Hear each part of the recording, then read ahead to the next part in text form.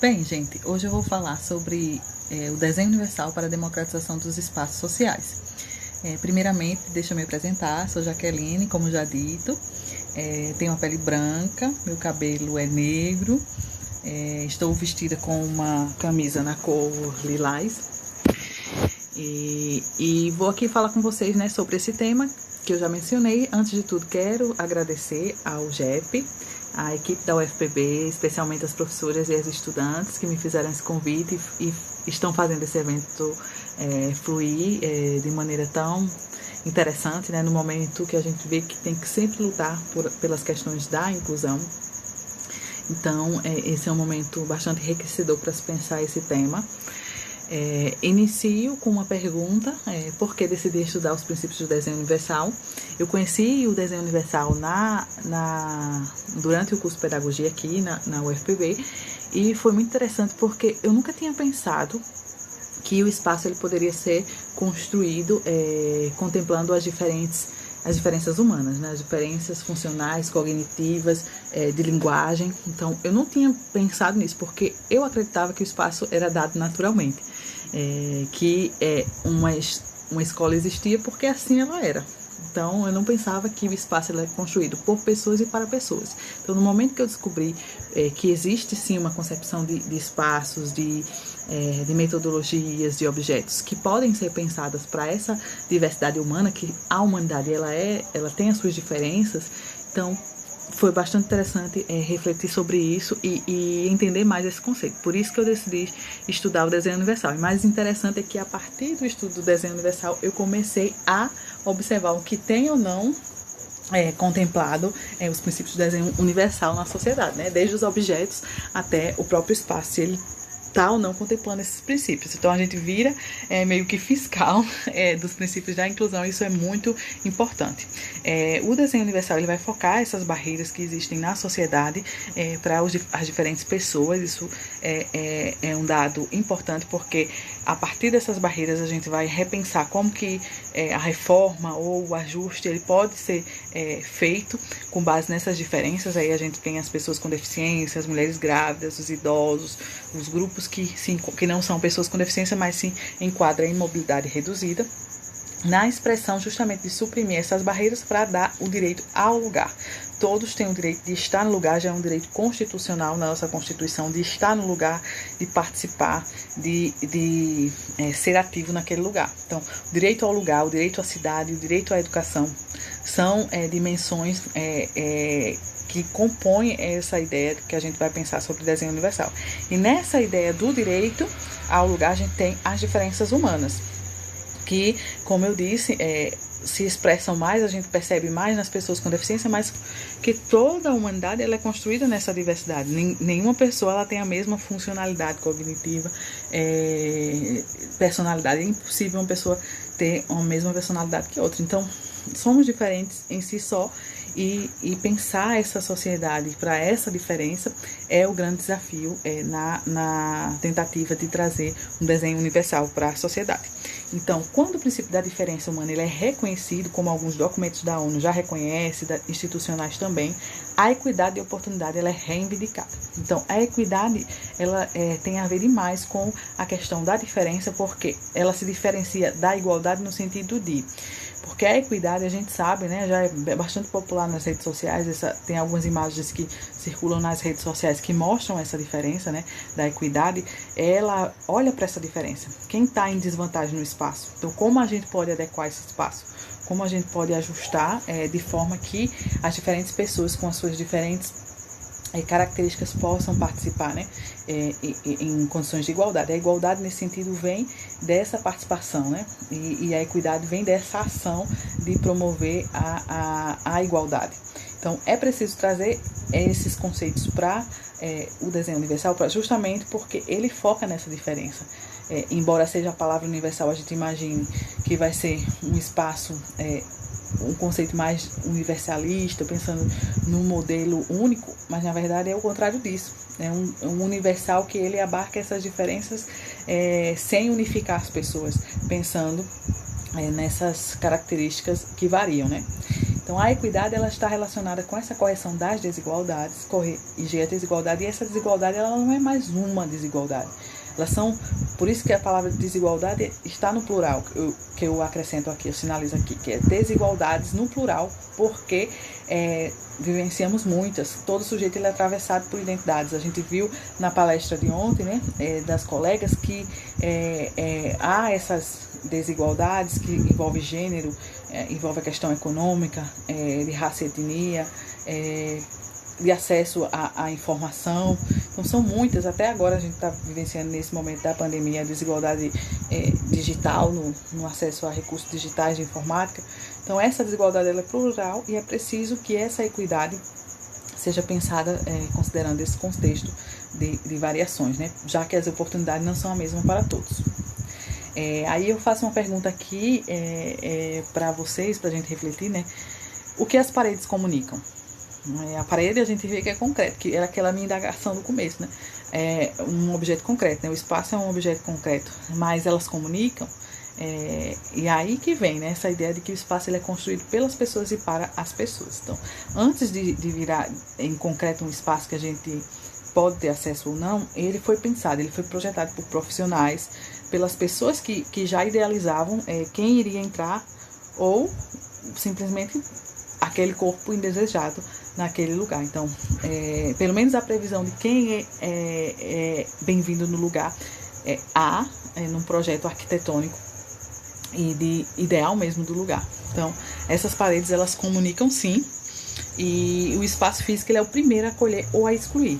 Então, você pode refletir na sua própria experiência de determinados lugares que você se sentiu autorizado a entrar e outros que você não se sentiu autorizado a entrar ou sentiu pelo menos aquela timidez, que às vezes a gente pensa que é uma característica apenas individual, mas tem a ver justamente com essa autorização ou não, e com esse acolhimento ou com essa exclusão. E muitas vezes quando a gente se sente autorizado a entrar, quando a gente está naquele lugar, pode ser que a gente não sinta parte do lugar, não participe, não tenha voz, não seja impossibilitado de participar ativamente.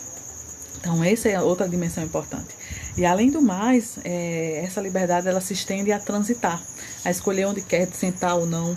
E aí eu sempre lembro dos auditórios, quando eles são com aquelas cadeiras em forma enfileirada, que a pessoa que é usuária de cadeira de roda, ela não tem a opção de escolher, né, onde sentar. Então, essa liberdade de trânsito é limitada. E eu trago também um exemplo dos espaços jurídicos, que pela própria linguagem, vestimenta, a estrutura do lugar, ele é inacessível, comunica uma exclusão principalmente da população de bairros populares, referente a entrar ou não nesse espaço, né?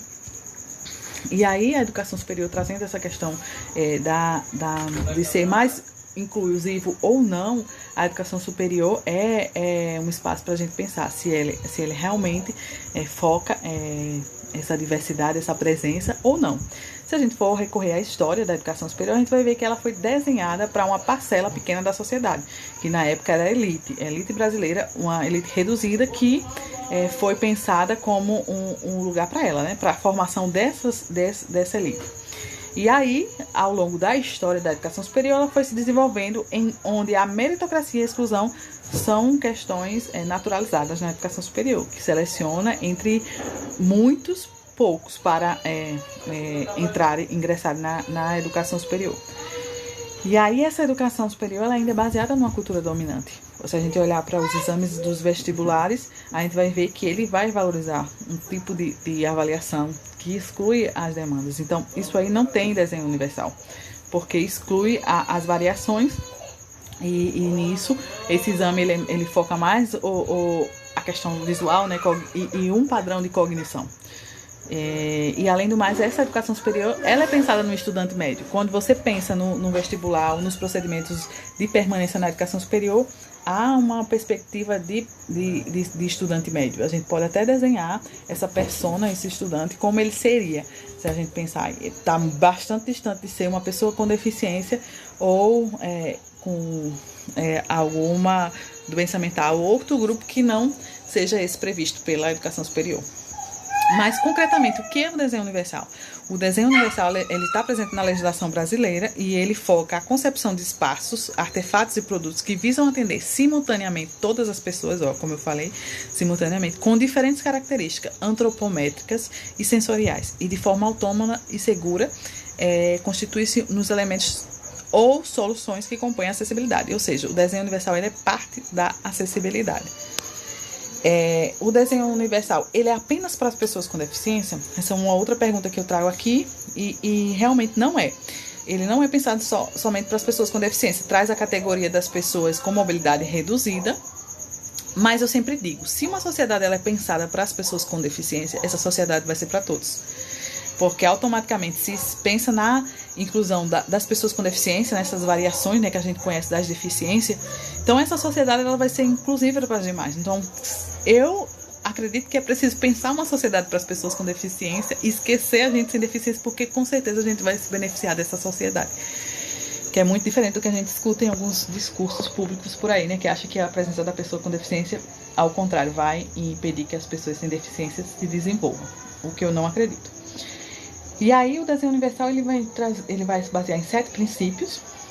O equitativo, que eu falei, né, esse reconhecimento das diferenças. O flexível, que as normas não podem ser fixadas, elas devem ser flexíveis, olhar para essa dinâmica que acontece no espaço. Flexível no uso. Intuitivo, é preciso que a gente faça as atividades sem precisar de um grande nível de abstração ou de um entendimento daquela língua local, se você é uma pessoa estrangeira, uma pessoa surda. O que é disponível para a maioria das pessoas no ambiente social, ele deve estar numa perspectiva bastante intuitiva para justamente não recorrer a essa forma de comunicação mais complexa. Perceptível, não deve estar, o que é importante não deve estar escondido. Até eu sempre penso assim, os editais de seleções da universidade, muitas vezes eles não estão perceptíveis para as pessoas, e isso dificulta, principalmente na questão da acessibilidade. Deve estar disponível da maneira mais perceptíveis possíveis. Seguro, né, para que as pessoas possam fazer uso sem risco de sofrer acidente. Adequado, penso nas poltronas do avião, que elas são sempre para um corpo restrito, né, a um corpo mais magro, e isso não é adequado. Deve ser uma poltrona que seja suficientemente adequada para uma pessoa magra ou gorda, ou qualquer baixa ou alta. Então, deve ser adequada nesse sentido, se adequar a qualquer variação corporal. Mínimo esforço. Esse é um conceito bastante importante que eu vou ilustrar agora com essa imagem, que tem uma polêmica nas redes sociais. Muitas pessoas compartilham essa imagem, falando que seria o avanço, relacionando com a preguiça de um ser humano de descascar uma fruta, né? Deixa eu descrever a imagem. Temos aqui a imagem de um abacate, em que ele já vem cortado sem a semente, e de uma laranja que também está numa embalagem sem a casca e já distribuída aqui.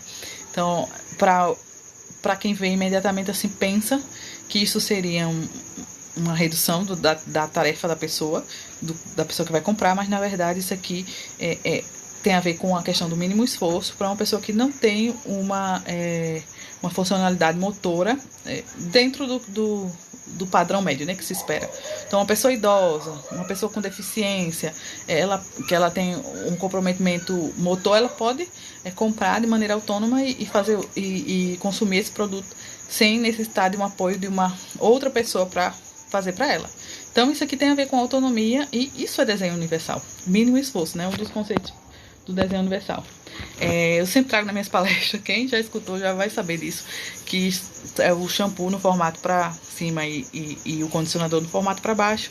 Isso aqui é intuitivo, então uma pessoa, independentemente se ela consegue ler, se é uma pessoa idosa que consegue ler essas letras miúdas, ela não vai conseguir ler, mas ela vai saber pelo formato do produto que ela está levando o condicionador. Então ela vai ter, não vai errar na compra dela. E isso serve para outras pessoas, uma pessoa estrangeira, uma pessoa cega. Pelo tato ela consegue identificar o produto que ela compra. Uma maçaneta de porta, né, em formato de maçaneta, também é desenho universal, porque aqui a pessoa não precisa ter um esforço corporal grande para poder ter acesso ao espaço. Então, com um simples toque, ela abre a porta. Isso é desenho universal, do mesmo modo que uma porta com sensor de presença, em que a pessoa não precisa fazer nenhum esforço para entrar naquele espaço, também contempla um princípio de desenho universal.